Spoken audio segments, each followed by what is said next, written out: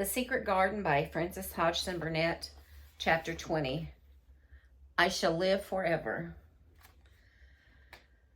But they were obliged to wait more than a week, because first there came some very windy days, and then Colin was threatened with a cold, which, two things happening one after the other, would no doubt have thrown him into a rage, but that there was so much careful and mysterious planning to do, and almost every day Dickon came in, if only for a few minutes, to talk about what was happening on the moor, and in the lanes, and the hedges, and on the borders of streams.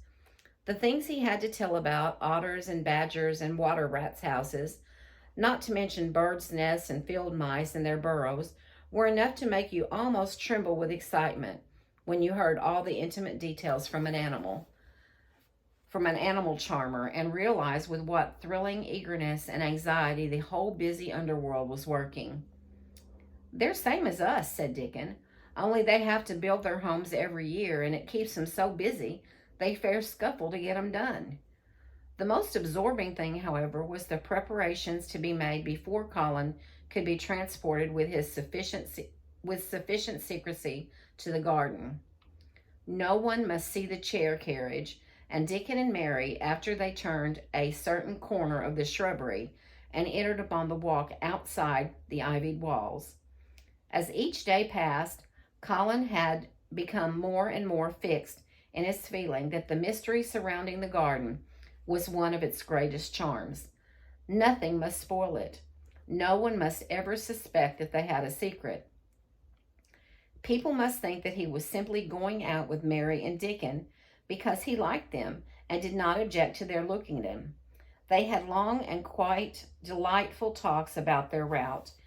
They would go up this path and down that one and cross the other, and go round among the fountain flower beds as if they were looking at the bedding out plants the head gardener, Mr. Roach, had been having arranged.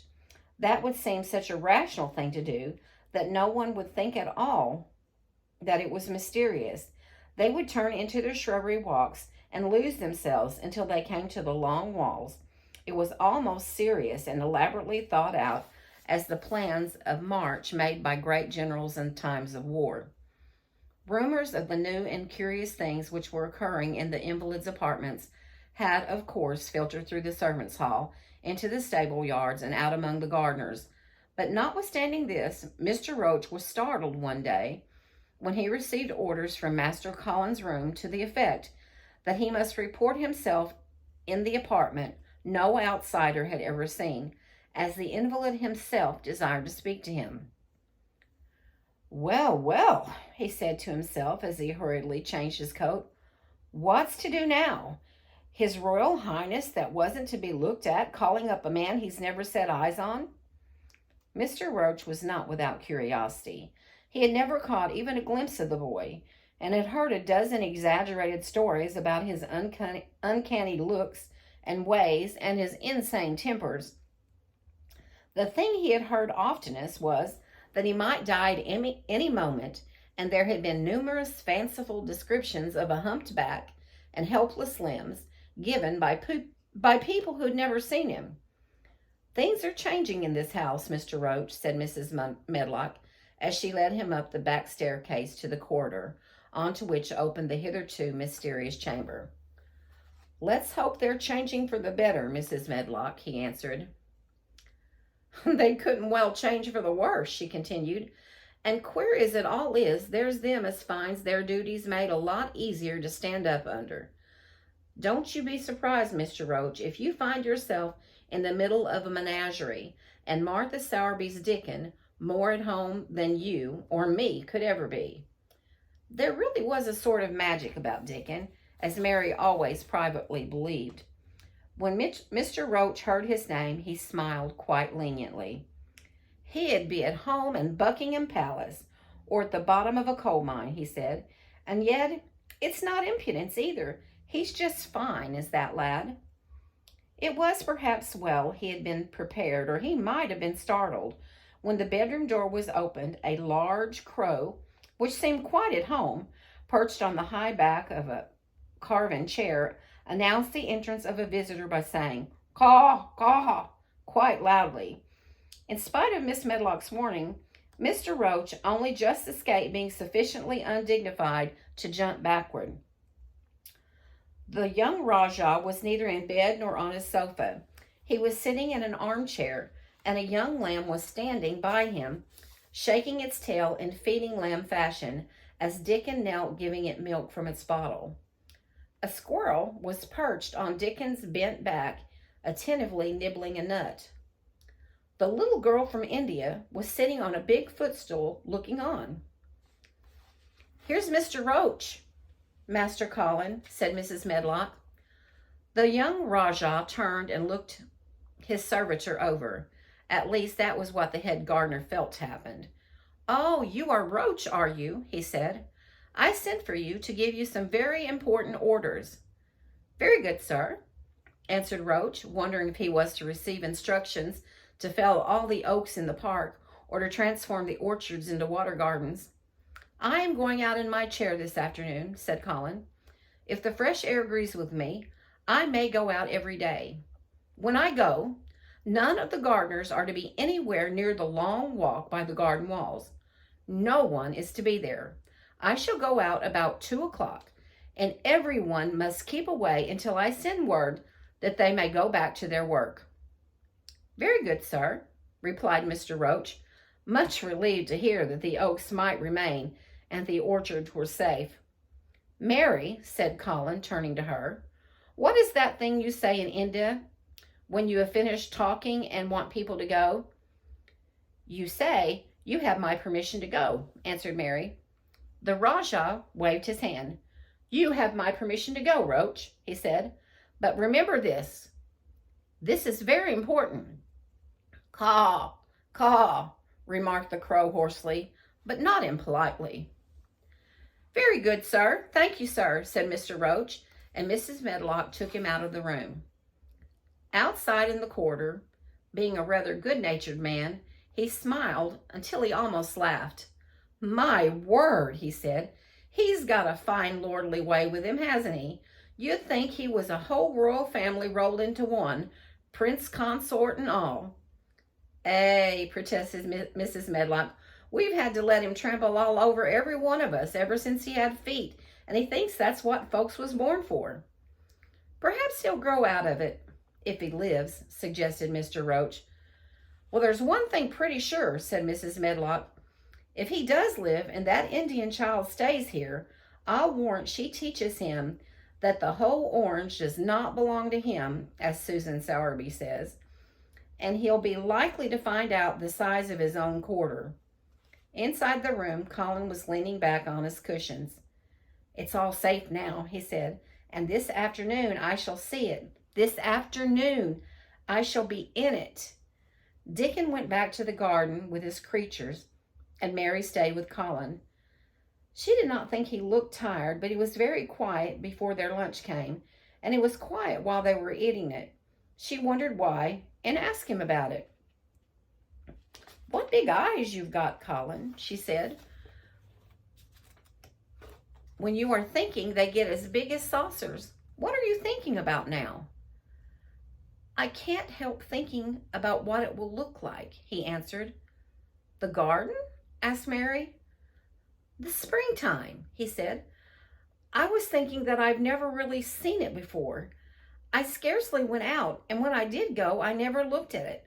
I didn't even think about it." "I never saw it in India because there wasn't any," said Mary. Shut in and morbid as his life had been, Colin had more imagination than she had, and at least he had spent a good deal of time looking at wonderful books and pictures. That morning when you ran in and said, it's come," you made me feel quite queer. It sounded as if things were coming with a great procession and big bursts and waves of music. I've a picture like it in one of my books. Crowds of lovely people and children with garlands and branches with blossoms on them. Everyone laughing and dancing and crowding and playing on pipes. That was why I said, perhaps we shall hear golden trumpets, and told you to throw open the windows. How funny, said Mary. That's really just what it feels like. And if all the flowers and leaves and green things and birds and wild creatures danced past at once, what a crowd it would be. I'm sure they'd dance and sing and flute, and that would be the waifs of music. They both laughed, but it was not because the idea was laughable, but because they both so liked it. A little later, the nurse made Colin ready. She noticed that instead of lying like a log while his clothes were put on, he sat up and made some efforts to help himself, and he talked and laughed with Mary all the time. "This is one of his good days, sir," she said to Dr. Craven, who dropped in to inspect him. "He's in such good spirits that it makes him stronger." "I'll call in later in the afternoon after he's come in," said Dr. Craven. "I must see how the going out agrees with him. I wish that he'd let you go with him." "I'd rather give up the case this moment, sir, than even stay while it's suggested," answered the nurse with sudden firmness. "I hadn't really decided to suggest it," said the doctor, with his slight nervousness. "We'll try the experiment. Dickon's a lad I'd trust with a newborn child." The strongest footman in the house carried Colin downstairs and put him in his wheeled chair, near which Dickon waited outside. After the manservant had arranged his rugs and cushions, the Rajah waved his hand to him and to the nurse. "You have my permission to go," he said, and they both disappeared quickly, and it must be confessed giggled when they were safely inside the house. Dickon began to push the wheeled chair slowly and steadily. Mr. Smerry walked beside it, and Colin leaned back and lifted his face to the sky. The arch of it looked very high, and the small snowy clouds seemed like white birds floating on outspread wings below its crystal blueness. The wind swept in soft, big breaths down from the moor, and was strange with a wild, clear-scented sweetness.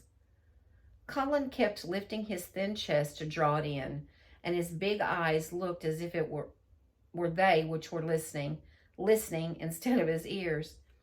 "There are so many sounds of singing and humming and calling out," he said. "What is that scent the puffs of wind bring?"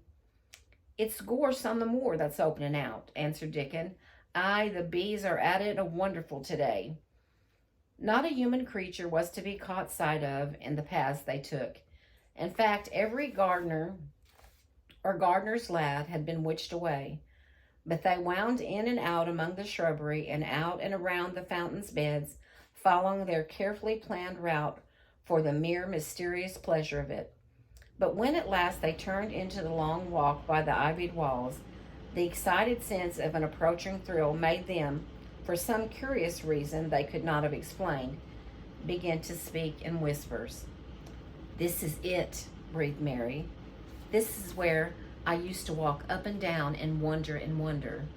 "Is it?" cried Colin, and his eyes began to search the ivy with eager curiousness. "But I can see nothing," he whispered. "There is no door."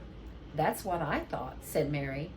Then there was a lovely, breathless silence, and the chair wheeled on. "That is the garden where Ben Weatherstaff works," said Mary. "Is it?" said Colin. A few yards more, and Mary whispered again. "This is where the robin flew over the wall," she said. "Is it? Oh, I wish he'd come again." "And that," said Mary, with solemn delight, pointing under a big lilac bush, "is where he perched on the little heap of earth and showed me the key." Then Colin sat up. Where? There?" he cried, and his eyes were as big as the wolf's in Red Riding Hood, when Red Riding Hood felt called upon to remark on them. Dickon stood still, and the wheeled chair stopped. "And this," said Mary, stepping onto the bed close to the ivy, "is where I went to talk to him when he chirped at me from the top of the wall. And this is the ivy the wind blew back." And she took hold of the hanging green curtain. "Oh, is it?" gasped Colin. "And here is the handle, and here is the door. Dickon, push him in. Push him quickly." And Dickon did it with one strong, steady, splendid push. But Colin had actually dropped back against his cushions, even though he gasped with delight, And he had covered his eyes with his hands and held them there, shutting out everything until they were inside, and the chair stopped as if by magic, and the door was closed. Not till then did he take them away and look around and round and round as Dickon and Mary had done. And over walls and earth and trees and swinging sprays and tendrils, the fair green veil of tender little leaves had crept.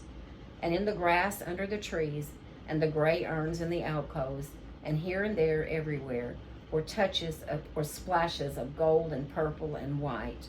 And the trees were showing pink, and snow above his head, and there were fluttering of wings and faint sweet pipes, and humming of scents and scents.